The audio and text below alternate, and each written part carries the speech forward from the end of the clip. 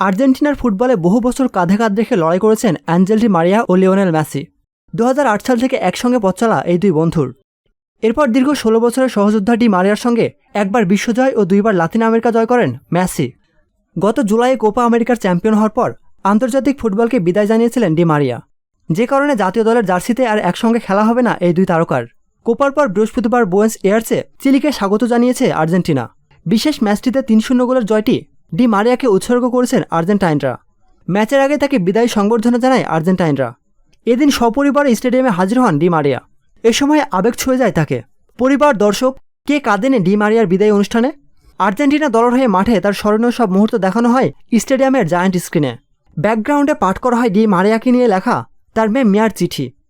খেলা শেষ হওয়ার পর আর্জেন্টিনার ফুটবলাররা তাকে নিয়ে মেতে ওঠেন। দীর্ঘদিন ধরে আর্জেন্টিনার জাতীয় দলের অন্যতম ভরসাকে শূন্যে ছুড়ে উদযাপনে মেতে ওঠেন মার্তিনেজ, ওটামেন্ডিরা। সতীর্থতার উচ্ছ্বাসে আবেগঘন হয়ে পড়েন ডি মারিয়াও। প্রতিনিয়ত খেলাধুলার আপডেট জানতে খেলাযোগ টিভির সাথেই থাকুন। এতক্ষণ আমাদের সাথে থাকার জন্য আপনাকে জানাচ্ছি বিশেষ ধন্যবাদ।